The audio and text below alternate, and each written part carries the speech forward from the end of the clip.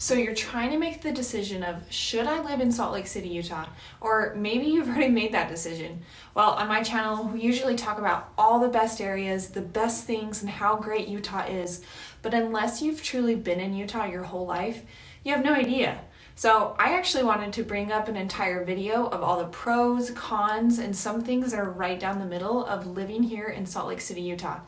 I'm going to share some of the negative sides of living here. I want to be honest on what it's really like and address some of the rumors about Utah and discuss if they're really true or not. Yeah, I reside here in northern Utah and I've been here my whole life, but I'm going to give you the truth, right? So you can make sure that you can live here. I'm not just going to rag on the city. I'm going to talk about all the cons, but why some of those are pros.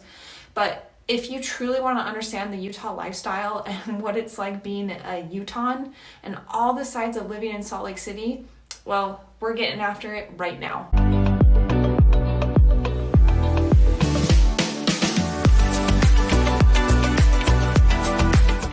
What's up, everybody? This is McKenzie Miya with the Living in Utah channel. If this is your first time to the channel and you want to learn all about what it's like to work, eat, sleep, live, play, and all of the pros and cons of northern Utah, make sure you tap that subscribe button, click that little bell so you're notified every single time we do a new video. And we're honestly helping so many people move and relocate here to Utah, and we absolutely love it. So if you're thinking about moving anywhere to the Salt Lake, Utah area, make sure you give us a call, shoot us a text, send us an email. Days, nights, weekends, we can help make that transition so much easier on you when you're moving here to Salt Lake City, Utah. So I have compiled a list, and a lot of these things are maybe some things that we took for granted, but I have moved before, so I totally understand the pain and agony of not only can I live here, but where the heck do I live? That is something we absolutely specialize in, and opening up the conversation of what's your lifestyle like, what do you need to be close to? With that, we can help place you in the perfect spot, but it is really until you understand Utah and some of its weaknesses that's actually going to fit your lifestyle or not. So let's dive right into it. First and foremost, this one, in my opinion, is a pro, but this may be a con if you don't understand how it works. Utah's street naming and numbering system is based on a grid with the Salt Lake Temple as the center of town. And this makes for some really unique addresses. Where else are you going to see an address such as 2150 East, 13400 South? It can be really confusing and frustrating to someone who is unfamiliar with the way it works, but it's actually a very efficient way of doing things. Let me kind of explain this better. So let's use Salt Lake City as an example. Temple Square is the center of town. From the center, the streets are incremented by 100 and are named by the position relative to the center. The names of the streets running north, south, and position to the east of Main Street are named 200 East, 300 East, and so on. The same logic applies to the streets on the other three sides.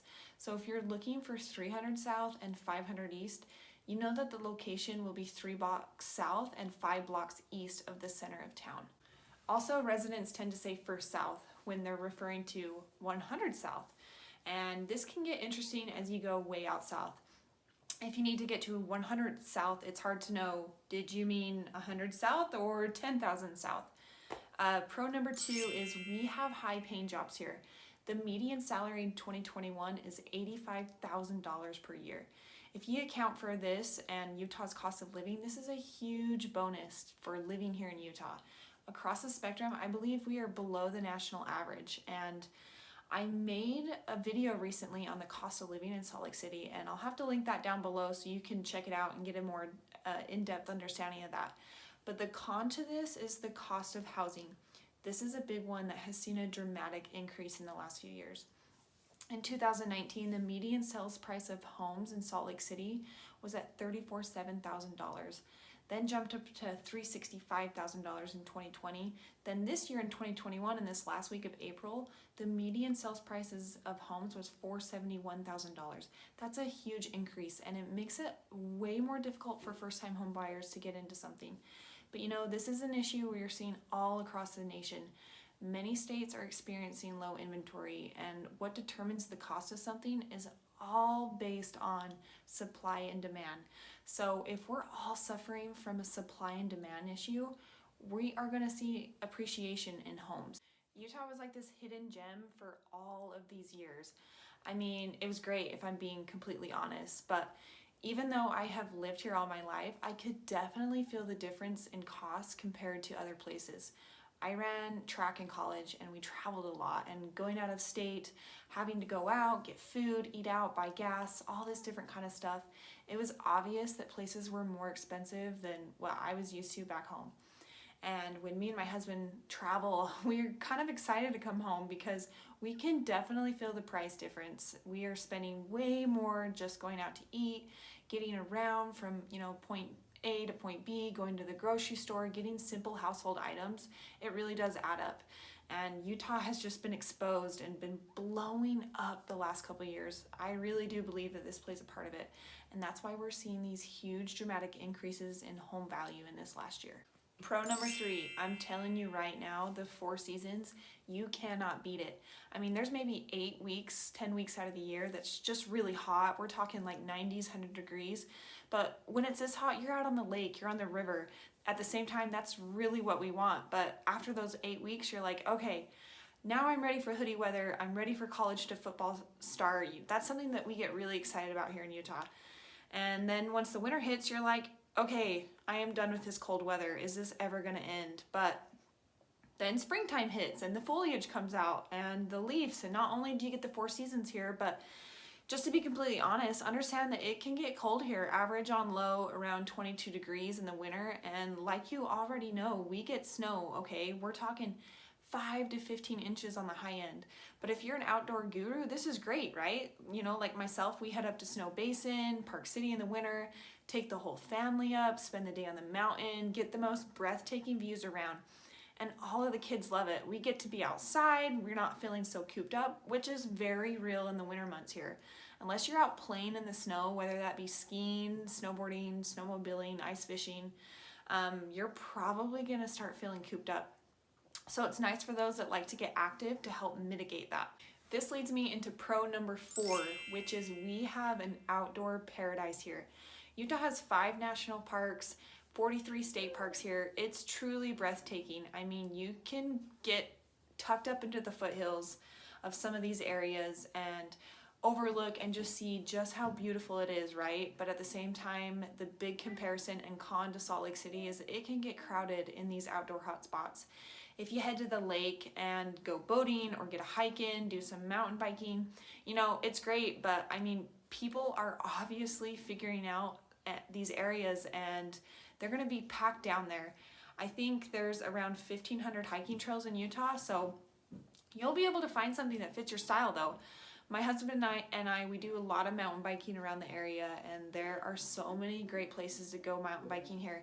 We have been all over the state here in Utah, all the way from St. George to Moab to Park City and just 5 miles west of me to Antelope Island. And you have so many great options when it comes to mountain biking or any kind of outdoor activity here, and you're not going to get bored. You'll always have something to do if you enjoy these kind of activities.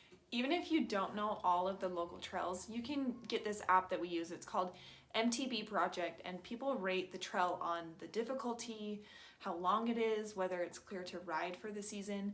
They have them for hiking trails too, so it's great. A con on the other side of this is the city nightlife scene. So if you're not living in Salt Lake City, you're not going to have a ton of options when it comes to going out and getting that city walkable bar hopping experience. But don't get me wrong, Salt Lake City definitely has these things, and they're around and they're to be found, but we definitely lack diversity of food and the amount of nightlife options. So if this isn't really your scene and you'd rather sit at home with your family and friends on a Saturday night and watch the game, then this isn't going to be an issue for you at all. Pro number 5, Utah is a great place to raise a family. We have a reputation for having lots of kids and big families here, which is probably true compared to some of the neighboring states and different areas, but there's a reason we have big families here. It's an awesome place to raise your kids. We have some great education programs and top ranked schools here. People are incredibly friendly here. Nearly every time I go out or loading groceries in my car or heading to the gym, wherever, someone's always holding the door open or offering to load groceries in my car. And I know you're probably thinking, well, you're a girl, so that's normal. No, I'm not kidding you. It's like a standard question they ask you when you're checking out at Smith's Marketplace. Those baggers are always helping people out to their car with their groceries. Crime rates are very low in this state. I believe we have the second lowest crime rate in the nation. Also, let me clear up the rumor about Utah. Not everyone in Utah is Mormon. The number one stereotype of Utah is that it's crawling with Mormons. And if you're not part of the LDS community, you're going to stick out like a sore thumb. That is not true, and a large part of the population is Mormon, but check out Sugar House District in Salt Lake City. You'll find out how wrong that assumption is. I read this article that came out about a month ago, and they showed how Salt Lake County's population is now 48% Latter-day Saints. And that's the lowest it's been since the 1930s. One thing you need to understand is that on Sundays around the state, things do tend to shut down, which brings me to pro number 6. Sunday is a day where a lot of families spend time at home or they're attending religious services, so things tend to shut down on this day. But if you structure your days and week in your favor, this can be an advantage. Go hit the trails, do some biking, fishing, take the boat out on the lake. Less people are going to be out, and you can do those things that are enjoyable with less of a crowd around. Pro number 7, that squeaky Utah clean image isn't just an image. One thing you cannot argue is how clean and family-friendly the state is overall. There is a lower percentage of drinkers and smokers, along with less profanity running through the streets. And speaking of the streets, they're pretty darn clean too. Something that you need to know about Salt Lake City, Utah, it has some of the worst air quality in the nation. The capital is listed at number 7 as the worst area for air quality out of everywhere here in the U.S. The Wasatch Front experiences high levels of pollution in the winter and of ozone in the summer.